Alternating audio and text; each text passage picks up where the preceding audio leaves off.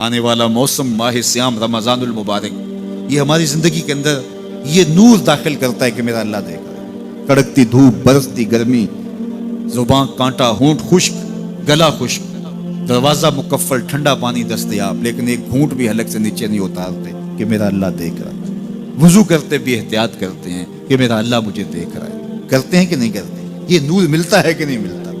اس کو پھر جذب کر لینا چاہیے تاکہ یہ زندگی میں چھا جائے، کیونکہ جو رمضان میں دیکھتا ہے وہ غیر رمضان میں بھی دیکھتا ہے۔ اور پھر پانی نہیں پیتے کہ اللہ دیکھ رہا ہے، کھانا نہیں کھاتے اللہ دیکھ رہا ہے، لیکن جب آنکھ بھٹکتی ہے تو اس وقت اللہ نہیں دیکھتا، جب خیال بہکتا ہے تو اس وقت اللہ نہیں دیکھتا، رشوت میز کے اوپر سے لے رہے ہوں یا نیچے سے لے رہے ہوں تب نہیں اللہ دیکھ رہا ہوتا، اللہ صرف کھانے اور پینے کو دیکھ رہا ہوتا ہے۔ یہ جو ایک نور آیا ہے اس کو جذب کر لیں، پوری زندگی میں پھیلا لیں۔ تو اسی لیے رمضان تقوی بانٹتا ہے، روزہ تقوی بانٹتا ہے، زندگی میں نور اور روشنیاں بھر دیتا ہے۔ اقبال نے کہا تھا حب دولت تلف می سازت زکات، زکات حب دولت کو زائل کرتی ہے۔ جب اللہ کی راہ میں لٹاؤ گے تو اس سے کم بھی نہیں ہوگا۔ میرے حضور نے 3 چیزیں قسم کر کے کہی، حضرت ابو کبشہ الانماری رضی اللہ تعالیٰ عنہ سے مروی ہے۔ میرے حضور نے ارشاد فرمایا اگر کوئی شخص کسی کو معاف کر دیتا ہے تو اس کی عزت کم نہیں ہوگی، میں محمد اللہ کی قسم اٹھاتا ہوں۔ دوسری بات میرے حضور نے فرمائی کہ جو شخص مانگنے لگ جاتا ہے، سوال کا دروازہ کھول لیتا ہے، اللہ اس کے لیے محتاجی کا دروازہ کھول دیتا ہے، اس کی کبھی کمی پوری نہیں ہوتی۔ اور تیسری بات میرے حضور نے قسم کر کے کہی ما نقص مال عبد من صدقہ، کہا میں اللہ کی قسم اٹھا کے کہتا ہوں کہ صدقے سے مال کم نہیں ہوتا، صدقے سے مال گھٹتا نہیں ہے۔ تو ایک تو مال بھی نہیں گھٹے گا، یہ ضمانت کس کی ہے؟ میری نہیں ہے، یہ رسول اللہ کی ضمانت ہے۔ ایک تو مال بھی کم نہیں ہوگا، اور دوسرا یہ ہے کہ حب دولت ختم ہوگی۔ حب دولت تلف می سازت زکات، یہ ماہ سیام آ رہا ہے تو زکات سے حب دولت کو کم کیجئے، بلکہ صدقات دیجئے، نفلی صدقات کیجئے، غرباء کی مدد کیجئے، مساکین کی مدد کیجئے، اپنے غریب محتاج رشتہ داروں پہ غور کیجئے، ان کی مدد کیجئے، اپنی ہمسائیگی میں دیکھیے، پردے سے مدد کیجئے، ان کی عزت نفس بھی مجروح نہ ہو۔ یہ جو نمائش لگا کے 10 اخباروں میں چھپوا کے لوگوں کی مدد کرتے ہیں، اس سے گریز کیجئے۔ کبھی سوچیں کہ اگر آج کسی کی بیٹی لائن میں کھڑی ہے تو کل اگر یہ مرحلہ میری بیٹی کے لیے آ جائے تو پھر میرا مزاج کیا ہوگا؟ تو عزت نفس کا خیال رکھیے، لوگوں کی غربت کا تماشا نہ اڑائیے، اور لوگوں کی جو ہے وہ محتاجی کو اپنی تسکین کا ذریعہ نہ بنائیے۔ یہ تو اللہ نے تمہیں دیا اور انہیں نہیں دیا، اور وہ آزمائش کی گھڑی میں کھڑے ہیں، تم ان کے ساتھ کھڑے ہو جاؤ۔ تو لوگوں کی مدد کیجئے، دکھیوں کے کام آئیے، مساجد کی جو ہے وہ تعمیر کیجئے، مدارس دینیا کے ساتھ وابستہ رہیے، اور لوگوں کی فلاح کے لیے، بہتری کے لیے کام کیجئے۔ اللہ نے آپ کو دیا ہے، یہ مال یہاں رہ جانا ہے۔ میرے حضور نے فرمایا ابن آدم کہتا ہے میرا مال میرا مال، اس کا مال وہ ہے جو اس نے کھایا یا پہنا اور پرانا کر دیا یا آگے بھیج دیا، باقی اس کا نہیں ہے، وہ وارثوں کا ہے۔ مرتے ہی ورثہ بن جائے گا، مرتے ہی ترکہ بن جائے گا۔ کفن بھی میلا نہیں ہونے دیں گے کہ بعض اولادیں تو بانٹ لیتی ہیں۔ اللہ اکبر، وہ گھر جو ان کے لیے بنایا تھا، ایک رات بھی تجھے اس گھر میں رکھنے کے لیے تیار نہیں ہوں۔ آج تیرا نام چھن گیا، آج کوئی یہ نہیں کہتا کہ پیچھے اس امام کے اور حاضر اس چودھری صاحب کے، حاضر اس میت کے، آج تو ڈیڈ باڈی بن گیا، آج تو میت بن گیا۔ آج خان صاحب، ملک صاحب، چودھری صاحب، پیر صاحب، مفتی صاحب، تیرے سارے ٹائٹل چھین لیے گئے۔ آج پیچھے اس امام کے اور دعا واسطے حاضر اس میت کے، آج تو میت بن گیا۔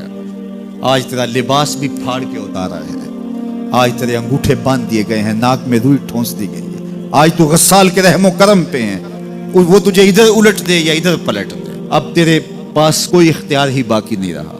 میاں صاحب بولے جان دیواری ڈرونا بنےو تے ہاتھ نہ لاندے ڈرتے۔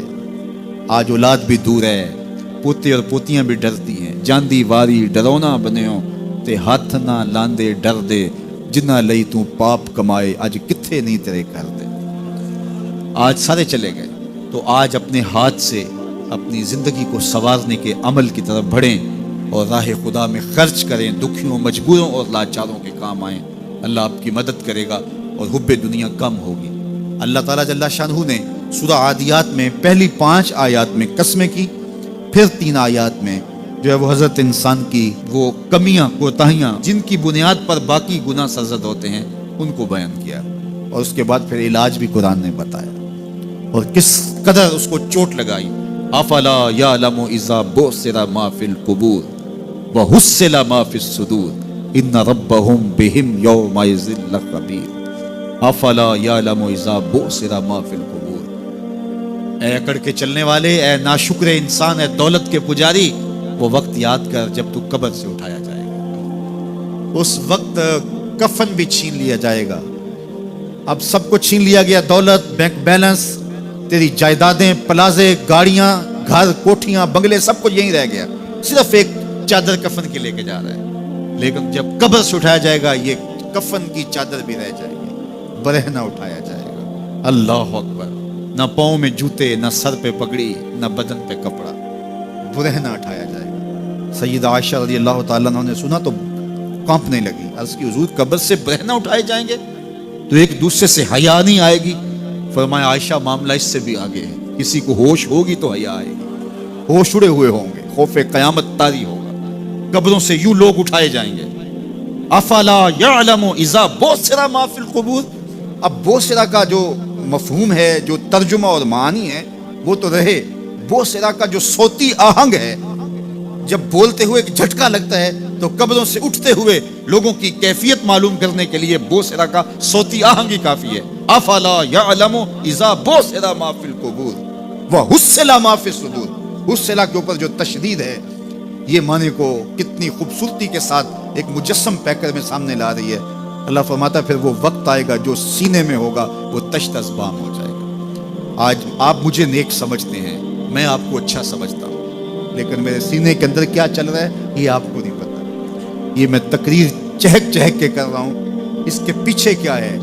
میں آپ کے دل اپنی جانب موڑنا چاہتا ہوں، آپ کی جیبیں خالی کرنا چاہتا ہوں، یا میں آپ کے سامنے پاک اور ستھرا اور بڑا جو ہے وہ نیکوکار بننا چاہتا ہوں، یا میرا مقصد رضائے الہی ہے؟ یہ مجھے پتہ ہے، آپ کو نہیں پتہ۔ آپ کہاں ہیں، کہاں کھڑے ہیں، میں آپ کو اچھا سمجھتا ہوں، لیکن آپ کو پتہ ہے کہ ہم کہاں کھڑے ہیں۔ لیکن قیامت کے دن یہ ساری چیزیں سامنے آ جائیں۔ وَحُصِّلَ مَا فِي الصُّدُورِ، اور سورہ الطارق میں فرمایا یوم تبلی السرائر فما لہ من قوت ولا ناصر، اس دن سارے راز کھول دیے جائیں گے اور کوئی طاقت نہیں ہوگی جو ان رازوں کو کھلنے سے روک سکے گا۔ آج طاقتور کی بات نہیں کھلتی اور کمزور کی بات اچھال دی جاتی ہے، لیکن وہ وقت آنے والا ہے یوم تبلی السرائر فما لہ من قوت ولا ناصر، نہ زور کے بل پہ، نہ زر کے بل پہ، نہ کسی اور بل پہ کسی کام کو روکا جا سکے گا، ہر شے تشت ازبام ہو جائے گی۔ وہ کتنا سخت دن ہوگا۔ اے داور حشر میرا نامہ اعمال نہ پوچھ، اس میں کئی پردہ نشینوں کے بھی نام آتے ہیں، تو وہ کتنا سخت دن ہوگا۔ وَحُصِّلَ مَا فِي الصُّدُورِ إِنَّ رَبَّهُمْ بِهِمْ يَوْمَئِذٍ لَخَبِيرٌ، بے شک ان کا رب اس دن ان سے خوب باخبر ہوگا۔ وہ آج بھی باخبر ہے، لیکن آج کئیوں کو یقین نہیں کہ وہ باخبر ہے، لیکن اس دن سب کو یقین ہو جائے گا کہ میرا رب اس سے باخبر ہے۔ جب پرانی تصویریں چلنا شروع ہو جائیں گی، جب ساری ویڈیو سامنے آ جائے گی، زندگی میں جو کیا، تنہائی میں، اعلانیہ، خفیہ، جہاں جہاں جو کیا، داد عیش تھی، سب کچھ تشت ازبام ہوگا، سب کچھ جو ہے وہ سکرین پہ چل رہا ہوگا، کوئی چیز بھی تشت ازبام ہونے سے نہیں رہ جائے گی۔ تو پھر بندہ کہے گا اوہو یہ تو سب میرے مالک کو پتا تھا، لوگوں کی نظروں سے چھپ سکا، رب کی نگاہوں سے تو نہیں چھپ سکا۔ اس کی نگاہوں سے کون چھپ سکتا ہے؟ یہ یقین آج اپنی روحوں میں اتار لو، اچھی طرح سے جذب کر لو۔ گناہوں سے بچنے کا اکثیر نسخہ ہے یہ یقین کہ میرا رب مجھے دیکھا۔ یہ یقین جب روح میں جم جائے، خیالوں میں اتر جائے، اعتقاد کا پختہ حصہ بن جائے، پھر بند کوٹھڑی میں بھی جرم نہیں ہو سکتا کہ میرا مالک تو مجھے دیکھ رہا ہے۔